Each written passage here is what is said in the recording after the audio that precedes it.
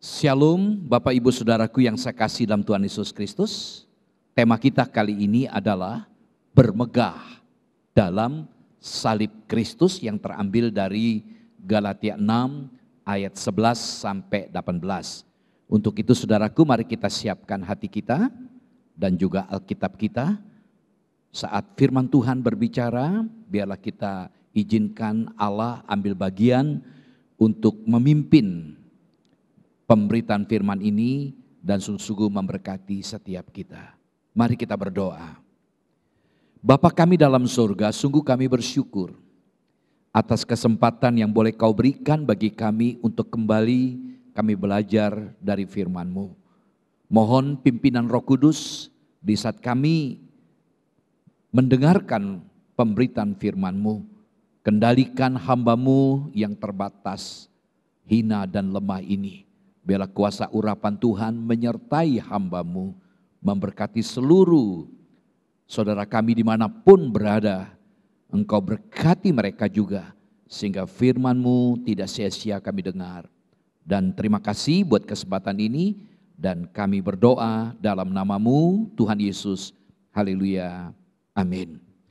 Puji Tuhan, saudaraku yang saya kasih dalam Tuhan Yesus Kristus. Galatia pasal 6 ayat 11 sampai 18, demikian firman Tuhan. Lihatlah bagaimana besarnya huruf-huruf yang kutulis kepadamu dengan tanganku sendiri. Mereka yang secara lahiriah suka menonjolkan diri, merekalah yang berusaha memaksa kamu untuk bersunat, hanya dengan maksud supaya mereka tidak dianiaya karena salib Kristus. Sebab mereka yang menyunatkan dirinya pun tidak memelihara hukum Taurat, tapi mereka menghendaki supaya kamu menyunatkan diri agar mereka dapat bermegah atas keadaanmu yang lahiriah. Tetapi aku sekali-kali tidak mau bermegah selain dalam salib Tuhan kita Yesus Kristus, sebab olehnya dunia telah disalibkan bagiku dan aku bagi dunia. Sebab bersunat atau tidak bersunat tidak ada artinya, tetapi menjadi ciptaan baru itulah yang ada artinya. Dan semua orang yang memberi dirinya dipimpin oleh patokan ini, turunlah kiranya damai sejahtera dan rahmat atas mereka dan atas Israel milik Allah. Selanjutnya janganlah ada orang yang menyusahkan aku, karena pada tubuhku ada tanda-tanda milik Yesus. Kasih karunia Tuhan kita Yesus Kristus menyertai roh kamu, saudara. Amin. Berbahagia yang membaca, mendengarkan, merenungkan, serta melakukan firman Tuhan. Puji Tuhan. Bermegah dalam salib Kristus. Saudara, apa yang paling kita banggakan dalam hidup kita ini? Apa yang paling sering kita bicarakan kepada orang-orang lain? Mungkin kita membanggakan anak-anak kita. Atau kita banggakan prestasi kita, keberhasilan kita. Kita banggakan kekayaan apa yang kita miliki. Atau kita banggakan jabatan kita dan sebagainya. Saudara, jikalau pertanyaan ini ditanyakan kepada Rasul Paulus, maka jawabannya akan kita temukan di dalam Galatia 6 ayat 14 yang dikatakan bermegah di dalam salib Kristus. Saudara, mengapa bermegah dalam salib Kristus? Mengapa Paulus dapat bermegah hanya di dalam salib Yesus? Lalu apa yang membuatnya begitu bangga, bahkan bersedia menderita oleh karena salib Yesus? Ada 3 hal yang dapat kita pelajari dalam pertemuan kita dalam pemberitaan firman Tuhan kali ini. Pertama, dalam Kristus hidup kita itu berharga. Saudara, karena salib Kristus yang memungkinkan hidup saudara dan saya ini menjadi berharga. Itu sebabnya Paulus berkata tadi dalam Galatia 6 ayat 14, tetapi aku sekali-kali tidak mau bermegah selain dalam salib Tuhan kita Yesus Kristus.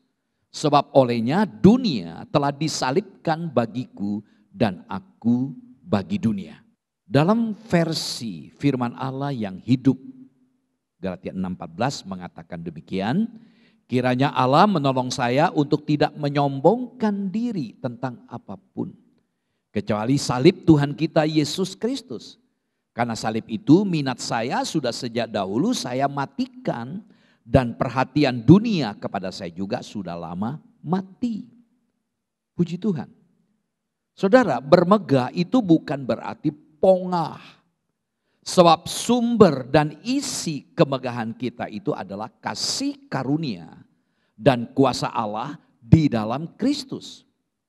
Orang percaya tidak bermegah dalam diri sendiri, tetapi dalam apa yang sudah Tuhan kerjakan bagi kita. Saudara, murka Allah nyata atas orang-orang berdosa, tetapi mereka yang telah dibenarkan, diperdamaikan oleh Yesus Kristus tidak perlu takut lagi kepada murka Allah itu. Kemenangan iman kita akan dinyatakan kelak dan kita akan menikmati kemuliaan sebagai anak-anak Allah.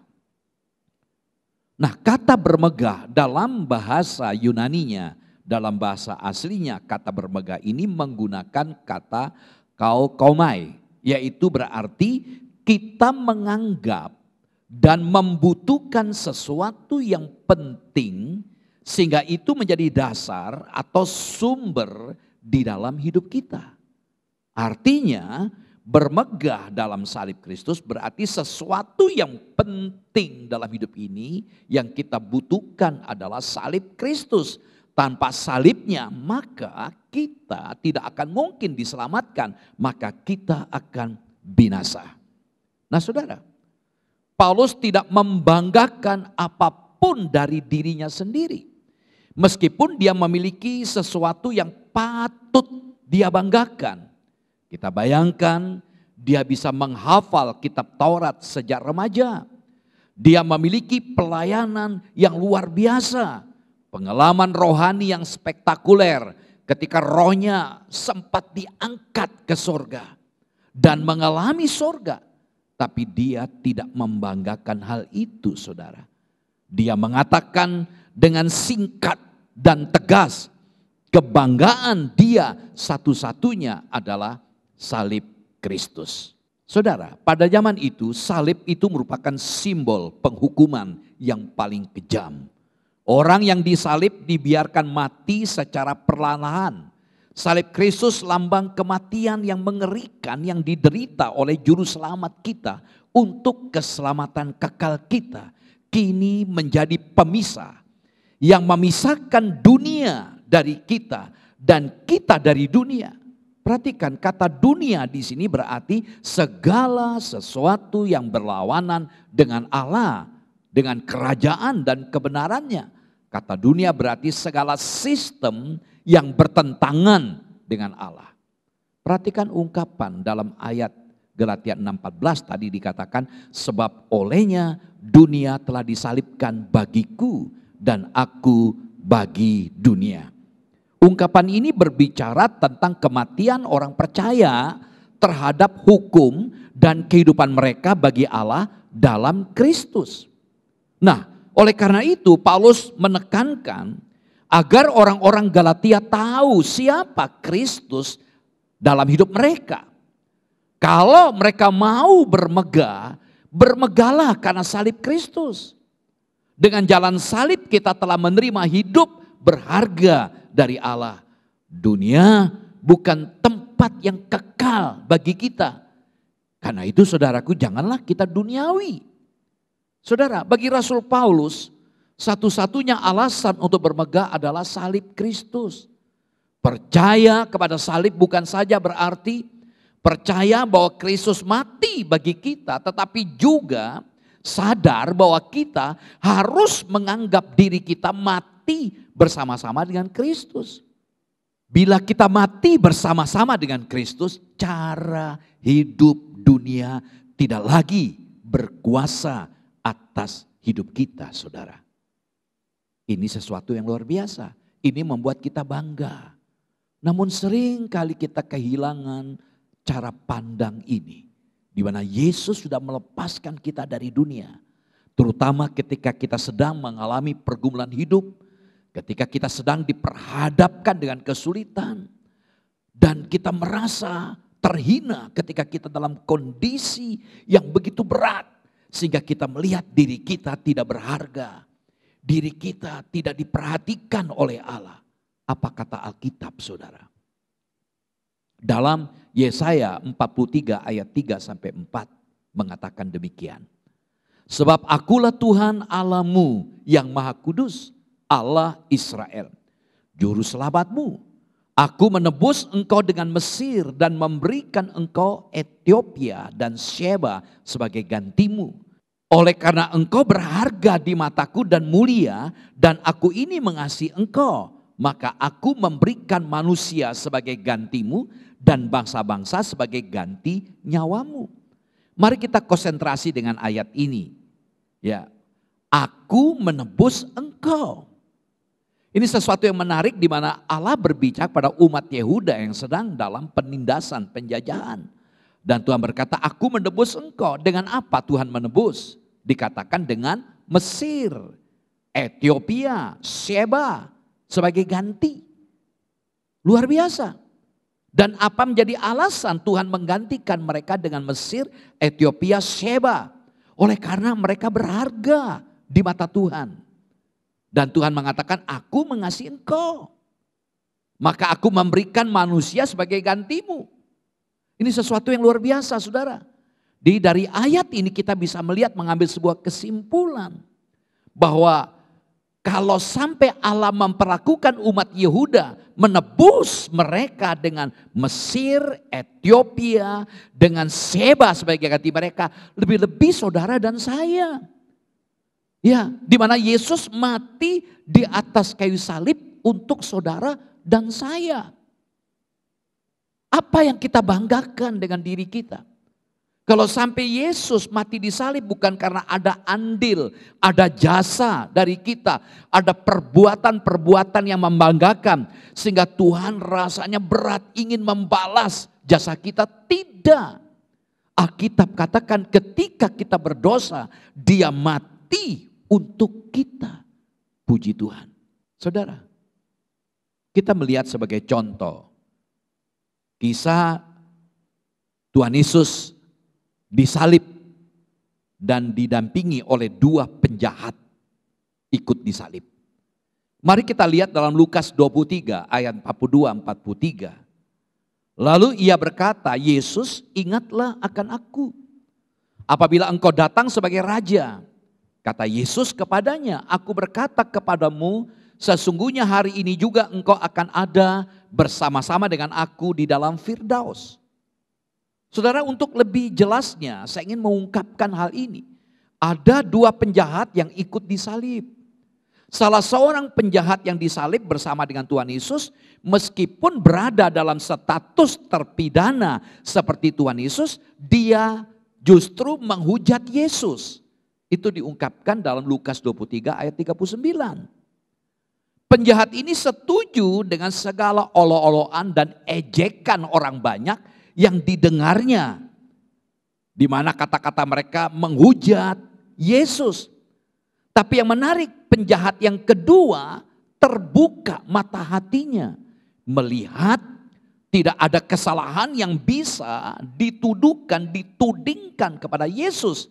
Sementara ia dan temannya memang layak untuk dihukum. Itu diungkapkan dalam Lukas 23 ayat 40-41.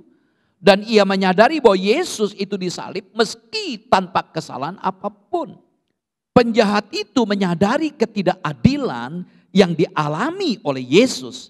Sehingga ia menegur penjahat yang mengejek Yesus. Terhadap ejekan orang banyak ia tidak memberi tanggapan atau respon. Tapi kepada ejekan penjahat yang satunya dia memberikan tanggapan yang tegas. Lalu ia memohon kepada Tuhan Yesus untuk mengingatnya. Ingatlah akan aku. Saudara, Iman yang terbit di hati penjahat ini membuat dia melihat Yesus sebagai Mesias yang akan datang kembali. Maka dia memohon agar Yesus mengingat dia saat datang sebagai Raja. Lukas 14 ayat 42. Yesus memenuhi permintaannya. Itu diungkapkan dalam Lukas 23 ayat 43. Saudara, saat kita melaksanakan perjamuan kudus, kita harus ingat bahwa kematian Yesus merupakan titik sentral rencana keselamatan Allah. Sebagai manusia berdosa, kita pun turut ambil bagian sebagai penyebab kematiannya. Namun ada kabar baik. Allah yang penuh anugerah akan mengampuni dan memberi hidup baru melalui anaknya asal kita mau bertobat. Saudara, Tuhan Yesus sudah mendemonstrasikan kasih-Nya yang begitu sempurna. Kasih yang memaksa Yesus untuk tetap tinggal di atas kayu salib. Kematiannya merupakan karyanya yang terbaik buat manusia yang terburuk, agar mereka menerima anugerah yang terbesar, yaitu keselamatan kekal. Saudara, mau masuk surga harus melalui Dia yang tersalib.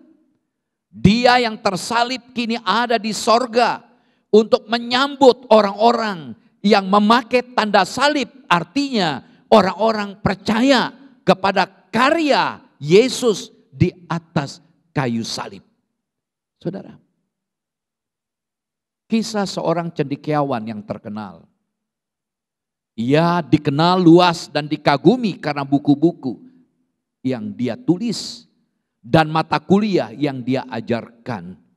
Tetapi di balik segala kelebihannya, selama bertahun-tahun dia harus berjuang melawan depresi. Ia pernah berkata seperti ini, kelangsungan hidup saya sangat tergantung pada pengobatan medis dan konseling. Tetapi Yesus Kristus membuat saya memiliki alasan untuk terus hidup. Saudara, setiap orang baik yang sehat secara fisik maupun jiwa, atau yang tengah menderita secara fisik maupun emosional, harus memiliki alasan untuk hidup. Jika kita menjalani hidup dengan sekadar melewatkan hari demi hari, kita akan memahami apa yang ditulis oleh Shakespeare, yakni bahwa hidup kita sama dengan seorang idiot yang banyak bicara dan suka meluapkan amarah, tetapi tidak berarti apa-apa. Saudara, pernahkah saudara bertanya-tanya tentang apakah yang membuat saudara begitu spesial buat Tuhan? Adakah waktu-waktu di mana saudara bertanya, apakah aku benar-benar berharga di mata Tuhan? Mengapa saudara? Saudara begitu berharga. Sampai-sampai Sang Pencipta alam semesta ini merelakan anaknya yang tunggal, yang satu-satunya itu, untuk turun ke dunia demi untuk mencari saudara dan saya. Dan ketahuilah, terlepas dari apapun yang saudara rasakan tentang saudara sendiri, saudara sungguh-sungguh berharga. Puji Tuhan. Yang kedua, mengapa kita bermegah dalam salib Kristus? Karena kita mengalami perubahan hidup. Ada yang berkata, kalau orang sudah begitu, ya sudahlah, begitu saja. Tidak pernah ada perubahan. Batuk bisa diobati, tapi watak nggak bisa. Watuk bisa diobati, tapi watak tidak bisa. Kita lihat Galatia 6 ayat 15. Sebab bersunat atau tidak bersunat tidak ada artinya. Tapi menjadi ciptaan baru itulah yang ada artinya. Saudara, orang-orang Kristen dengan latar belakang agama Yahudi memaksa orang Kristen Galatia untuk disunat. Galatia 6 ayat 11 sampai 12. Mereka seolah ingin menyatakan bahwa keselamatan dalam Kristus baru lengkap bila orang Galatia telah disunat. Paulus sudah menyebutkan bahwa sunat itu bukanlah masalahnya. Itu diungkapkan dalam Galatia 5 ayat 6. Permasalahannya adalah keselamatan. Jika orang percaya mencoba untuk membuat diri mereka bisa diterima oleh Allah dengan usaha manusia, baik orang kafir maupun Yahudi, mereka benar-benar terputus dari karunia yang benar-benar gratis dari Allah dalam Yesus Kristus. Ada dua cara yang saling meniadakan untuk menjadi benar dengan Allah. Saudara, Paulus sudah menyebutkan bahwa sunat bukanlah masalahnya. Galatia 5 ayat 6. Sebab bagi orang-orang yang ada di dalam Kristus Yesus, hal bersunat atau tidak bersunat tidak mempunyai sesuatu arti. Hanya iman yang bekerja oleh kasih. Kekristenan jelas saudara bicara tentang apa yang Allah lakukan bagi manusia. Dan bukan apa yang manusia kerjakan bagi Allah. Ini kesalahan besar dan Paulus begitu geram karenanya. Orang-orang yang memaksa jemaat Galatia untuk disunat adalah orang-orang yang begitu memegahkan hal-hal yang bersifat lahiriah sebagai tanda dari sebuah kesalehan. Pada hakikatnya orang sedemikian sebenarnya mengingkari iman Kristen sejati. Kita bisa diselamatkan karena kita percaya kepada Yesus karena iman. Bukan karena perbuatan, tidak ada iman plus. Iman yang ditambah-tambah dengan sunat, tidak. Keselamatan itu adalah anugerah. Saudara, Paulus sendiri memiliki tanda-tanda yang bersifat lahiriah. Itu diungkapkan dalam Galatia 6 ayat 17. Karena pada tubuhku ada tanda-tanda milik Yesus. Perhatikan, karena pada tubuhku ada tanda-tanda milik Yesus. Tetapi tanda lahiriah itu ada karena kesetiaan Paulus memikul salib untuk melayani Tuhan. Paulus tidak bermegah atas tanda-tanda lahiriah tersebut. Bagi Paulus yang penting bukan tanda, melainkan iman yang sejati yang ada di baliknya. Itu diungkapkan dalam Galatia 6:15. Sebab bersunat atau tidak bersunat tidak ada artinya. Tetapi menjadi ciptaan baru itulah yang ada artinya. Saudara, Paulus menunjukkan kontras dengan mereka. Yaitu ia hidup sesuai dengan salib Kristus. Bagi Paulus satu-satunya alasan untuk bermegah adalah salib Kristus. Percaya kepada salib bukan saja berarti percaya bahwa Kristus mati bagi kita, tapi juga sadar bahwa kita harus menganggap diri kita itu mati bersama-sama dengan Kristus. Salib merupakan kebanggaan Paulus. Tidak ada kemegahan lain yang lebih dari salib. Saudara, perhatikan ungkapan dalam Galatia 6:15, tetapi menjadi ciptaan baru. Ini adalah perjanjian baru. Orang beriman adalah manusia baru di dalam Yesus Kristus. Semua hal-hal lama sudah berlalu dan segala sesuatunya adalah baru. Itu diungkapkan dalam nats lain oleh Paulus dalam 2 Korintus 5 ayat 17. 2 Korintus 5 ayat 17, jadi siapa yang ada dalam Kristus ia adalah ciptaan baru. Yang lama sudah berlalu, sesungguhnya yang baru sudah datang. Perhatikan di dalam Kristus.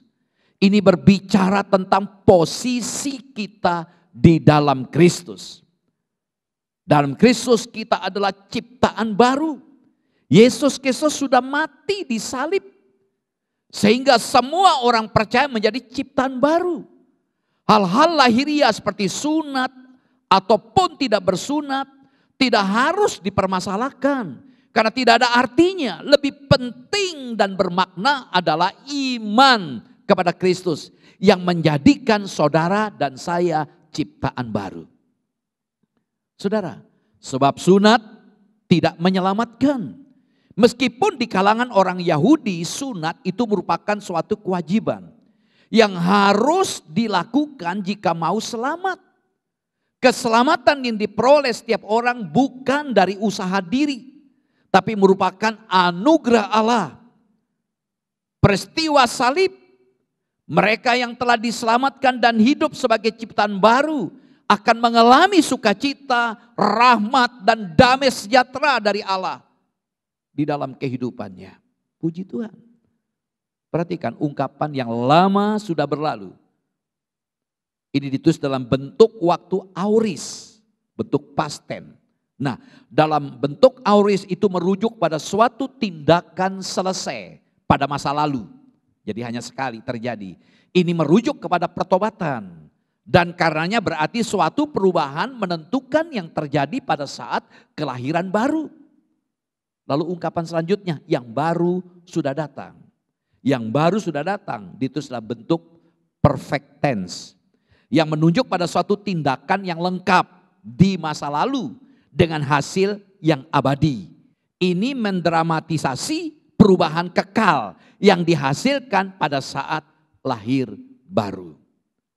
Saudara, di Alkitab kita banyak menjumpai ada orang-orang yang mengalami pertobatan besar. Yaitu mereka yang mengalami perubahan yang bersifat radikal dalam hidupnya. Misalnya Zakius, Lukas 19 ayat 1-10. Yang tadinya seorang pendosa karena pemungut cukai. Yang merugikan rakyat. Menjadi pengikut Kristus yang taat setelah berjumpa dengan Tuhan. Yang kedua Paulus, kisah 9 ayat 1-19. Yang tadinya pembenci kekesenan. Menjadi seorang pekabar Injil yang gigih. Bagaimana dengan saudara? Sudahkah menunjukkan sesuatu perubahan dalam hidup saudara? Saudara, manusia lama kita yang mengikuti cara hidup dunia sudah mati. Kita menjadi ciptaan baru. Dan itulah satu-satunya yang berarti saudara. Ketika kekesenan hanya berhenti sebatas tanda lahiriah, maka ada begitu banyak kerugian yang akan dialami oleh orang Kristen.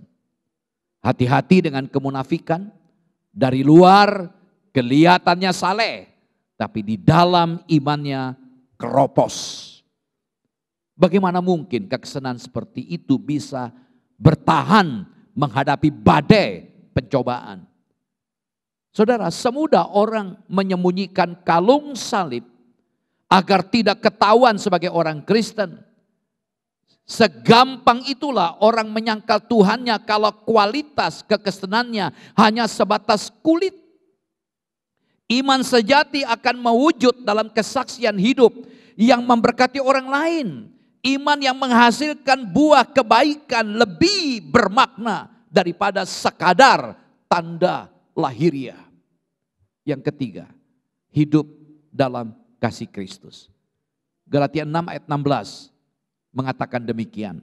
Dan semua orang yang memberi dirinya dipimpin oleh patokan ini, turunlah kiranya damai sejahtera dan rahmat atas mereka dan atas Israel milik Allah. Perhatikan kata patokan. Kata patokan dari kata Yunani kanoni yang artinya aturan. Sebuah istilah konstruksi yang digunakan untuk sebuah bulu pengukur. Hal ini digunakan di sini untuk merujuk kepada Injil. Kok Yesus. Nah saudara, Galatia 6 ayat 2 sebagai perbandingan ayatnya. Bertolong-tolonglah menanggung bebanmu, demikianlah kamu memenuhi hukum Kristus. Perhatikan, orang percaya harus berjalan di dalamnya. Tidak hanya menegaskannya. Yakobus 1 ayat 22 mengatakan, tapi hendaklah kamu menjadi pelaku firman. Dan bukan hanya pendengar saja. Sebab jika tidak demikian kamu menipu dirimu sendiri. Saudara, lalu kita perhatikan kembali Galatia 6 ayat 16. Ungkapan Israel milik Allah. Secara signifikan Paulus menyebut gereja adalah Israel milik Allah. Paulus menekankan bahwa benih sejati Abraham tidaklah oleh keturunan ras atau suku, tapi oleh keturunan iman. Kita bisa bandingkan Galatia 3 ayat 7 dan 9. Galatia 3 ayat 7 dan 9. Jadi kamu lihat bahwa mereka yang hidup dari iman, mereka itulah anak-anak Abraham. Jadi mereka yang hidup dari iman merekalah yang diberkati bersama-sama dengan Abraham yang beriman itu. Saudara, sekalipun mungkin bahwa sebutan ini mengacu kepada semua orang percaya, mengingat adanya kata dan dalam ayat ini yang lebih mungkin merupakan atau adalah mengacu kepada orang Kristen Yahudi seperti Paulus sendiri. Mereka inilah Israel sejati sebagai lawan dari orang-orang yang hanya menyandang nama Israel. Saudara, Injil adalah tentang Yesus, bukan kebangsaan Israel. Orang percaya dalam Kristus adalah umat Allah yang sejati. Nah saudara, suatu kali Brandon Moody menghadiri kebaktian Paskah pagi di gereja pamannya, pendeta D.L. Moody. Adegan terakhir dari pertunjukan yang mengesankan di gereja tersebut menggambarkan peristiwa kenaikan Yesus ke surga. Pada adegan itu aktor yang berperan sebagai Yesus dikerek oleh para penata panggung melalui atap yang terbuka. Tetapi saat ia baru separuh jalan ke atas, mendadak pegangan mereka terlepas dan aktor itu pun merosot ke bawah. Syukurlah ia tidak terluka. Dengan pengendalian diri yang baik, seorang aktor berkata kepada para jemaat yang terkejut akibat kejadian tersebut. Dia berkata seperti ini, satu hal lagi, kasihlah satu sama lain. Saudara, kasih adalah satu hal yang begitu penting bagi Yesus. Karena itu beberapa saat sebelum dia ditangkap dan disalibkan, dia memberikan perintah kepada murid-muridnya demikian. Aku memberikan perintah baru kepada kamu, yaitu supaya kamu saling mengasihi. Dengan demikian semua orang akan tahu bahwa kamu adalah murid-muridku, yaitu jikalau kamu saling mengasihi. Karena itu saudara, apapun yang sedang terjadi dalam hidup kita, marilah kita menjadikan perintah Yesus sebagai pernyataan misi dari kita, yaitu saling mengasihi. Untuk mengenal kasih, bukalah hati bagi Tuhan Yesus. Untuk menunjukkan kasih, bukalah hati bagi sesama. Sedikit kasih mampu membuat banyak perbedaan. Saudara, hidup Kristen dimulai dengan iman kepada Kristus yang membebaskan kita dari perbudakan dosa, serta kewajiban mengikuti hukum Taurat. Tapi hidup Kristen bukanlah hidup tanpa patokan, aturan. Ada standar atau hukum yang baru yang harus kita jalani, yang berbeda dengan hukum Taurat. Hukum yang baru itu saudara adalah hukum Kristus, yaitu mengasihi satu sama lain dan hidup benar di hadapan Allah. Standar yang baru itu adalah standar Roh Kudus, yaitu mengikuti pimpinannya dan membiarkan kuasanya bekerja, menghasilkan buah dalam hidup saudara dan saya. Itulah hidup Kristen. Sudahkah saudara hidup seperti itu? Saudara, karena salib Kristus merupakan intisari dari Injil. Dan Injil adalah intisari dari kita. Saliblah yang mendefinisikan apa itu Injil. Tanpa salib tidak ada Injil.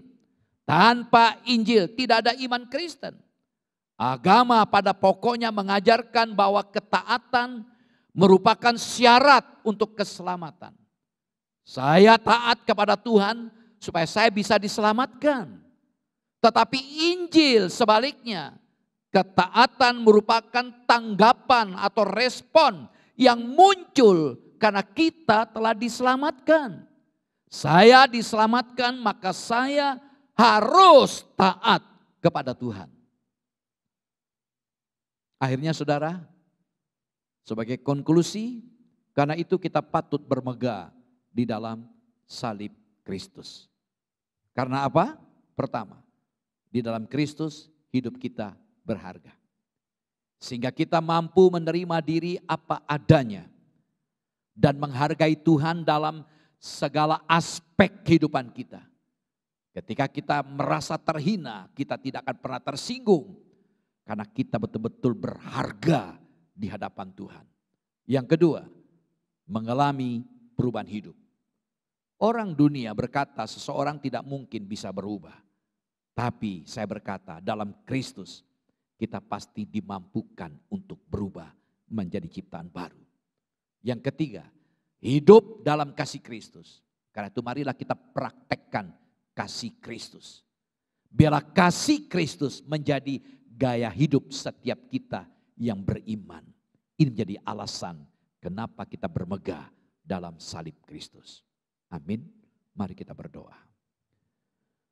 Bapa kami dalam sorga, terima kasih buat firman-Mu yang sudah mengarahkan kami untuk menyadari betapa perlunya kami bermegah dalam salib Kristus. Karena kami tahu dalam salib Kristus kami berharga, kami dimampukan untuk berubah, dan kami didorong untuk mengasihi satu sama lain.